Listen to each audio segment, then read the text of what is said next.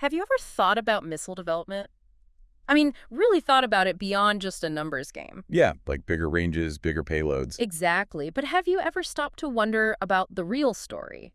What's actually driving a nation's missile advancements? The why behind it all. The specific challenges they face. Precisely.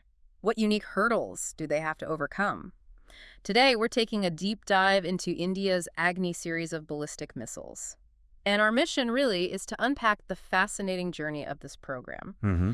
You'll find out that each version wasn't just about, stretching the reach further and further. At all. Instead, it was a really precise response to changing operational needs and mastering some, well, truly cutting-edge technological challenges. Absolutely. We'll trace the logical steps of the Agni program, try to reveal the why behind each key development from its earliest days as just a technology demonstrator, Right back at the start. all the way to the advanced systems like Agni P and the MIRV-capable Agni V, and even, get this, a new bunker buster variant. That's right.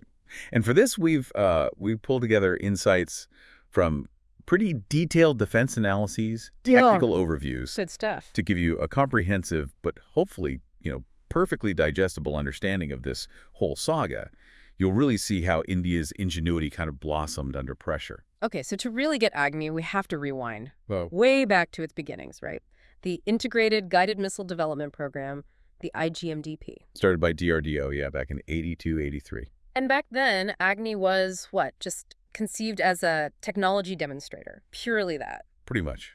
Just showing the tech was possible. So what were some of the biggest, most daunting technological hurdles they were staring down in those early days? Well, the fundamental driver, the basic requirement behind Agni, was the ability to deliver warheads. Conventional, nuclear, both. The longer ranges? The longer ranges, exactly. And for ballistic missiles, that means you absolutely have to conquer re-entry technology. Ah, re-entry. Think about it. These things rocket out of the Earth's atmosphere, Right. and then they have to come screaming back in. And that's where this extreme environment idea comes into play. It's not just a smooth ride back down, is it? Oh, not even close. Yeah. The immense challenge hits the moment it re-enters. Because of atmospheric drag, air resistance, the missile's re-entry vehicle faces temperatures that can just soar.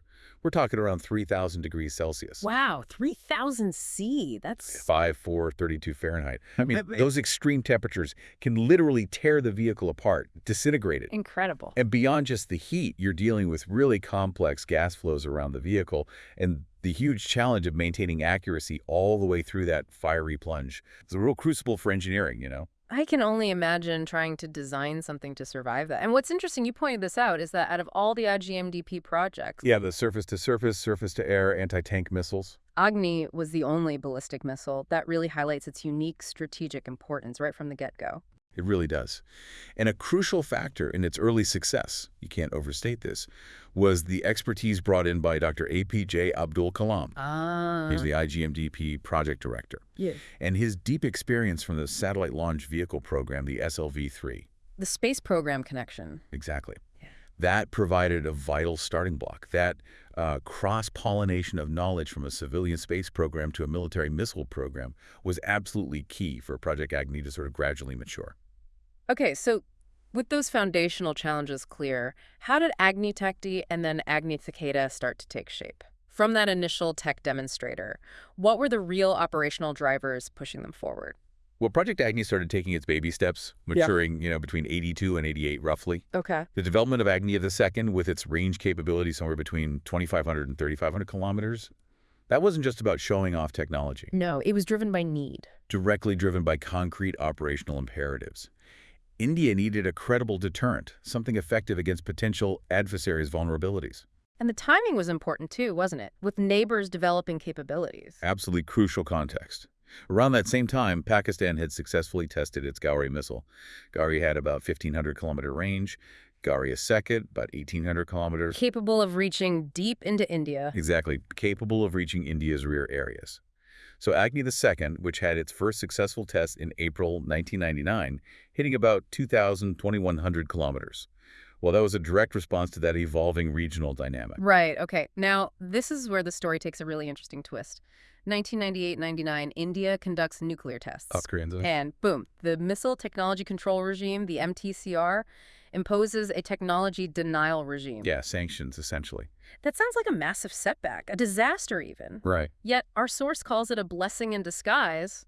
That seems counterintuitive. How could denying technology possibly be a blessing? It's a classic case of necessity being the mother of invention, right? Yeah. Adversity fostering innovation. This denial regime, mainly pushed by the G7 nations, it basically forced India's hand. They had to develop all the systems, all the subsystems, completely indigenously. Everything from scratch. Everything. Yeah. And while it was an incredibly tough climb, I mean, engineers were working literally around the clock. I bet. It ultimately turned out to be the surest path to developing truly robust, homegrown capability.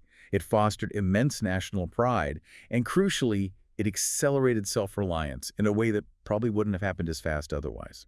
So out of that intense period, that pressure cooker of indigenous innovation came a major milestone. The Maneuverable Reentry Vehicle, or MARV. Yes, MARV. What exactly does a MARV do? Why is that such a big leap in missile tech? Okay, so a standard conventional reentry vehicle is basically passive. Its accuracy depends entirely on the missile's initial flight path, the trajectory it was set on. Right. A MARV, though, is different. It's equipped to actively maneuver as it comes down. It uses its own internal propellant system to make adjustments. So it can steer itself.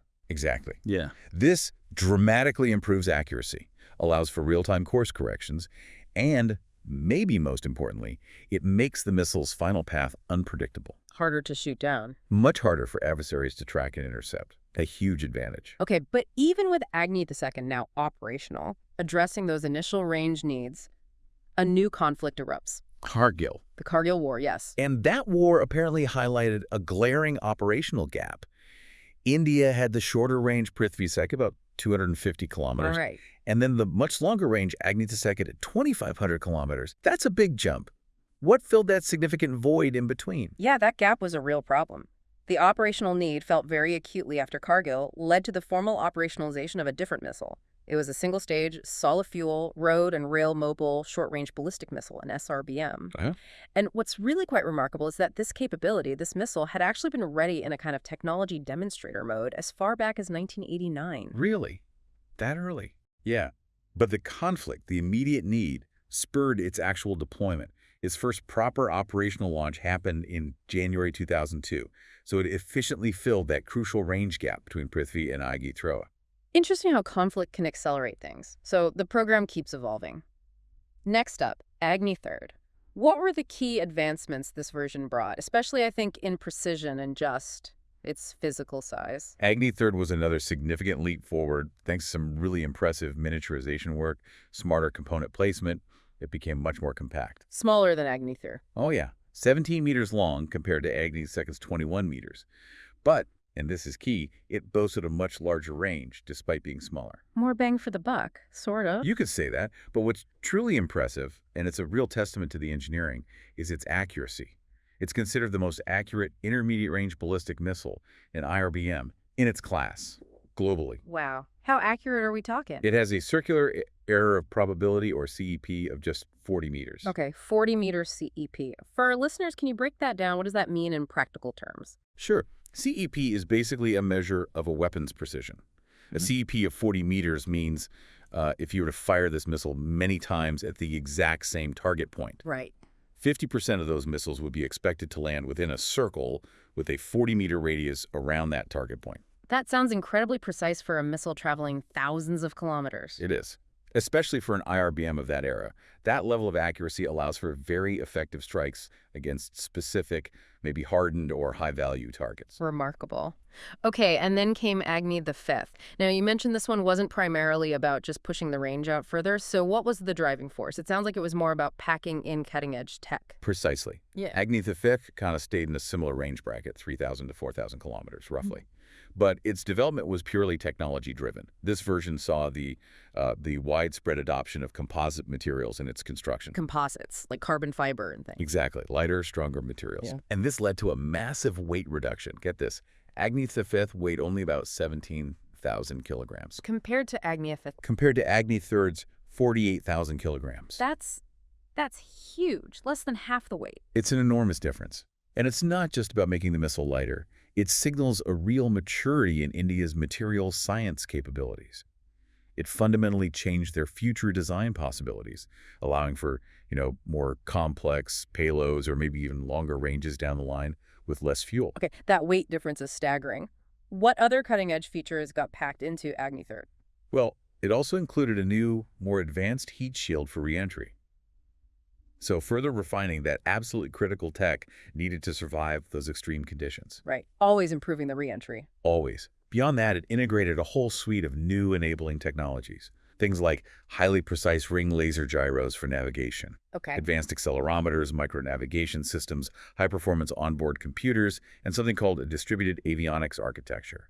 All these bits and pieces made it a truly state-of-the-art system for its time. And mobility. Stealth. Yet, crucially, like its predecessors, it was designed for road mobility, and it was engineered with very low radar cross-section signatures, Making it harder to spot. significantly harder for adversaries to detect and track, more Yeah. survivable. So while these incremental steps, Agni Thor, were clearly crucial, the program's real sort of strategic game changers came with a pair of developments, Agni V and Agni P. Ah, yes, the big ones. Agni V really put India into a very elite club, didn't it? The ICBM club. It absolutely did. Agni is a land-based, nuclear-capable, MIRV-capable intercontinental ballistic missile, an ICBM. And its main purpose. Its primary design goal was to significantly boost India's nuclear deterrence, particularly thinking about China. Because Agni Thor couldn't quite reach everywhere. Exactly. Previously, Agni 3's range wasn't quite enough to reach targets in the extreme eastern and northeastern parts of China, not if launched from central India anyway. Agni V directly addressed that critical strategic limitation. It changed the map, essentially. And the missile itself. The specs are pretty impressive, right? Oh, absolutely. It's a three-stage, solid field missile. Weighs somewhere between 50,000 and 56,000 kilograms. Stands about 17.5 meters tall, 2 meters wide. Big bird. It is. And what's truly remarkable is its speed.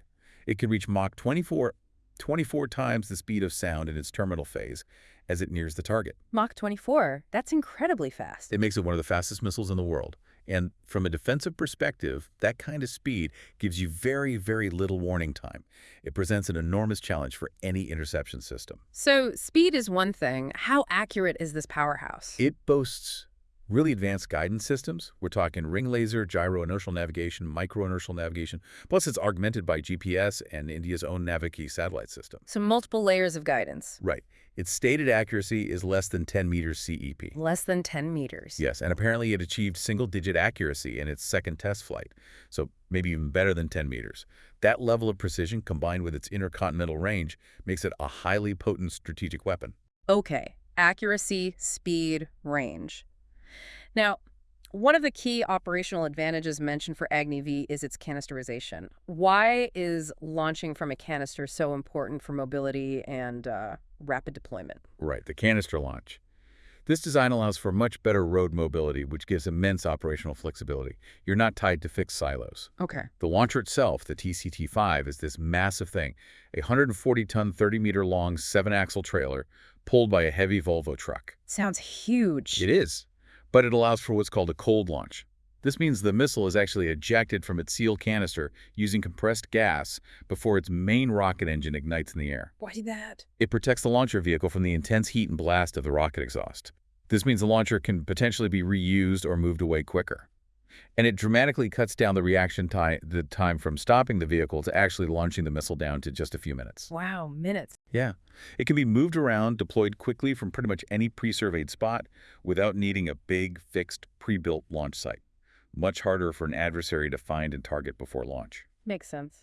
And then there's the MIRV capability, multiple independently targetable re-entry vehicles. The MIRVs, yes. This is where one missile truly becomes many weapons. As demonstrated recently by Mission to Vyazhta. Right. Exactly. That mission tested this capability. Agni V with MIRV means it can carry multiple nuclear warheads, tested with 3 to 6, but potentially up to 10 or even 12. And each one can hit a different target. Each one can be assigned to a different target, yeah. Yeah. Targets that could be hundreds of kilometers apart from each other. Or you could assign multiple warheads to hit the same high-value target, ensuring, complete annihilation, or at least a much higher probability of destruction. It sounds incredibly complex to pull off mid-flight. Oh, it is. Hugely complex. You need highly miniaturized warheads, first off. Then each re-entry vehicle needs its own independent guidance and navigation controls. Well- And the missile bus has to release them sequentially, precisely timed and aimed. The strategic implications seem enormous. They are, especially for a country like India, which has a declared no first-use nuclear policy. Right, they won't strike first. So MIRV gives them the ability, in a retaliatory strike, to inflict multiple points of damage with just a single missile launch. And maybe even more critically, it significantly enhances the ability to penetrate enemy missile defense systems. Oh, so? By deploying multiple warheads, maybe alongside decoys, all at once. It just overwhelms the defense system. It becomes extremely complicated, maybe impossible, to track and intercept everything. So it ensures the retaliatory strike gets through. It makes it much, much more likely, yes, which reinforces the credibility of India's deterrent posture. It's worth remembering, this tech, developed back in the 60s, is held by only a handful of nations: US, Russia, China, France, UK. Pakistan also claims to have tested it. And that mission to Vyastra test, March 11th, 2024, that was the big public confirmation for India. It was indeed. The maiden flight test of Agni specifically with indigenously developed MIRV technology. It was, quite rightly, widely celebrated by India's Prime Minister and Defense Minister as a major national achievement. It confirmed India's place in that very exclusive club. Now, beyond its main ICBM role, there was even some mention, a technical possibility, of Agni V being developed into an anti-satellite weapon, an S-APET. How does that work? Yes, technically speaking, the missile has the basic boosting capability needed.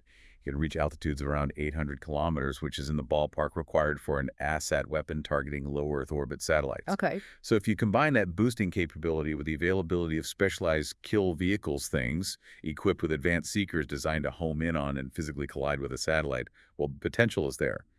It's a different mission profile, of course, needs specific targeting kinetic impact elements, but the base launcher tech is capable. Interesting possibility. Now here's another fascinating development. You flagged the ongoing work on a modified Agni V, but this one carries a conventional warhead, a massive 7,500 kilogram bunker buster. That's right, a conventional warhead, but huge. 7,500 kilos would make it one of the largest conventional bunker buster type warheads anywhere in the world. So what exactly is a bunker buster designed to do? It's a highly specialized weapon. Its whole purpose is to penetrate and destroy heavily fortified, deep underground targets. Think command and control bunkers, buried missile silos, critical weapon storage facilities hidden underground. And how does it work? Just sheer weight? Weight is part of it, high mass, but it also needs a very hardened casing to survive the initial impact and burrowing and extremely advanced guidance to hit the precise spot. The idea is it penetrates deep into the earth or concrete before detonating, collapsing the target structure from within. And what are the critical applications, the strategic importance for India, particularly given its neighborhood challenges? Well, having such a capability would be critical for neutralizing enemy command centers, maybe taking out missile silos preemptively or destroying key weapons storage, suppressing air defense systems buried underground. Right. And given India's specific security challenges with Pakistan and China, where adversaries have invested heavily in underground fortifications, especially in mountainous terrain, this bunker buster variant could offer a really decisive advantage, particularly in potential mountain warfare scenarios in the Himalayas. So it suggests maybe a broadening of strategic options beyond just nuclear deterrence. Exactly. It signals perhaps a shift towards a more proactive, conventional, denial-focused strategy against specific types of hardened threats. It gives India more options on the escalation ladder below the nuclear threshold. How did the world react to these Agni V tests, the ICBM capability, the MIRV? Reactions were pretty varied, actually, and sometimes quite nuanced. Yeah. China, for instance, initially called India a partner, but later seemed to shift towards downplaying the missile's actual capability, warning against overestimation. Although, interestingly, some Chinese experts, unofficially were quoted, claiming Agni V actually had an 8,000-kilometer range, even longer than India stated. Huh. And Pakistan? Pakistan remained pretty calm, publicly at least, largely because India provided prior notification through established diplomatic channels, as is standard practice. And the U.S. NATO? The U.S. has generally been supportive, or at least not critical. They often contrast India's responsible non-proliferation record with states like North Korea. And NATO seems to view India as posing no threat, despite its missile advancements. They see it within the context of regional deterrence. Okay, let's shift focus slightly now to the other major development, Agni. The modernized shorter-range missile, this seems like a different approach, kind of backward integration of technology, bringing the high-end stuff down to a smaller package. It is, yeah. Yeah. And it's actually a really smart move strategically. Agni P is a new class within the Agni family. Range is about 1,000 to 2,000 kilometers, so shorter range. It's about half the weight of the older Agni Thur, and it's specifically intended to replace the older Agni Thur and Agni Thru missiles in the inventory. Right, phasing out the older generation. Exactly.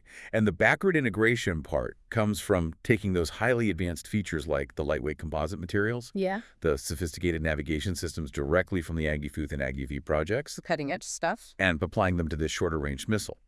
It essentially modernizes India's entire shorter-range ballistic missile arsenal in one go. So it's a smaller missile, but it gets all the modern bells and whistles. What are some of those advanced features, and how do they impact how it can be used? Well, it's a two-stage, solid propellant design.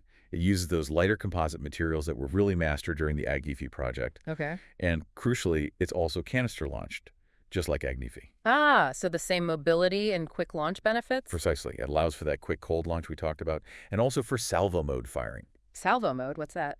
That means you could potentially fire multiple missiles rapidly, one after the other from the same mobile launcher.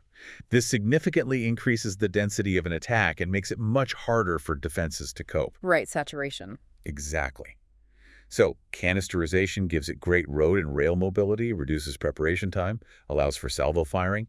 Plus, it can be fitted with a maneuverable re-entry vehicle, a MAR-V, The MAR-V again, so terminal maneuverability. making it harder for missile defenses to predict its path and intercept it just before impact. Most analysts believe Agni P is primarily aimed at countering Pakistan's forces, given its range bracket. And potentially naval applications, too, an anti-ship role. That seems like quite a broadening of capability for a ballistic missile. Yes, that's another interesting angle. There are apparently active plans to develop an anti-ship variant of Agni P. Hidden ships at sea. Potentially, yes. This would significantly boost India's sea denial capability, particularly against potential adversaries' aircraft carrier groups operating in critical maritime areas like the Indian Ocean. It signals a strategic shift towards more versatile platforms that can fulfill multiple roles. And closely related, we should probably also mention the BMO-4, a conventional countermissile. Sounds like it has its own unique twists. Yeah, the BMO-4 is another important piece of this puzzle. It's a conventional non-nuclear ballistic missile, currently under development by DRDO. It's designed to look quite similar externally to Agni P, which might help with deception. Okay, conventional only. And its purpose. Its purpose is distinct. It's designed specifically to counter ship-based threats out in the Indian Ocean, Bay of Bengal, Arabian Sea, but also land-based threats beyond the line of actual control, so thinking about China again. And how does it differ technically? It's also a two-stage, solid rocket, range about 1,500 kilometers. But the key difference is its re-entry vehicle. It uses something called a boost glide vehicle. Boost glide. How's that different from a normal re-entry? Instead of following a predictable ballistic arc down, a boost glide vehicle can perform aerodynamic maneuvers within the upper atmosphere. It can glide, change direction. Making it highly unpredictable. Highly unpredictable and very difficult to intercept. While maintaining incredible speed over Mach 5 in its terminal phase, it carries a substantial 500-kilogram conventional warhead. And its job? Its stated task is to neutralize enemy anti-accessory denial capabilities, A2AD systems. Things like long-range radars, surface-to-air missile sites, command posts that try to keep Indian forces out of an area. The BMO-4 is designed to ensure operational freedom for Indian forces in those contested zones. Okay, so bringing this all together now, we've traced the journey from tech demonstrator to ICBMs, MIRVs, bunker busters, advanced SRBMs. What does the entire evolution of the Agni missile series really tell us? It's clearly not just that number game we started with. No, definitely not. It feels like a saga driven by very specific operational needs, reacting to the security environment, coupled with continuous, relentless technological advancement. But beyond that, what's the broader takeaway for you? Absolutely. I think the big picture confirms our initial thought. Range and reach requirements, they're ultimately finite. They're not pursued endlessly for their own sake. They're driven by logic. They're driven by, as the source puts it, cold operational logic and security challenges. And this actually ensures that the number escalation in the Agni series itself will likely also be finite. Yeah. Each new version seemed to address specific anticipated future needs or existing security challenges as they emerged. Right. And ultimately, I think the whole Agni journey reveals a nation's strategic autonomy being forged, not just in laboratories, but really in a geopolitical crucible, Hmm. turning that external pressure, like the sanctions, Yeah, the MTCR. into internal prowess, Yeah. developing that indigenous strength. And that technology denial regime you mentioned earlier, it really does seem like it was an invaluable, if painful, catalyst, doesn't it? Without a doubt, it proved to be a powerful, though extremely challenging, catalyst for boosting India's indigenous capability and, frankly, national pride. It led to an impressive level of self-reliance in missile development that might have taken much longer to achieve otherwise. It forced that deep investment in domestic talent, domestic infrastructure. So, looking beyond the horizon now, what's next for Agni? Is the story over? Doesn't seem like it. Agni the 6th is already reported to be under development. Agni 6. Yeah. Open source information suggests it will have an even longer range, maybe pushing into the 11,000 to 12,000 kilometer bracket. Truly global reach, then. And it's expected to come with MIRV capability pretty much built in from the start. So it really showcases India's ongoing commitment to staying at the cutting edge of advanced strategic deterrence technology. Well, this has been a truly comprehensive look at India's Agni missile evolution, a real story of ingenuity, strategic calculation, reaction to events, and just relentless technological pursuit. It's quite a journey.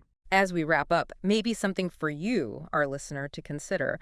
What does this continuous pursuit of such complex and cutting-edge defense technologies, things like MIRVs, hypersonic glide vehicles, bunker busters, what does it tell us about the future of global deterrence and that ongoing race between offense and defense? Yeah, and maybe what new operational needs might emerge down the line.